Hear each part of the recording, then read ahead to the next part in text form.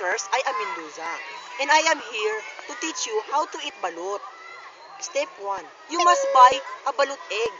Without balut egg, how will you teach an eating process? And then, step 2, you must crack the egg and put that in the pader. And you crack like this. Yes, of course, the egg is broken and you must drink the sabaw. The sabaw is very, very, very delicious.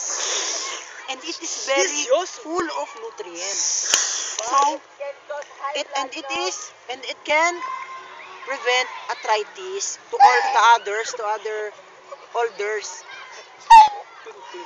Step 3. You must eat the internal parts of the balut. It is very, very dirty.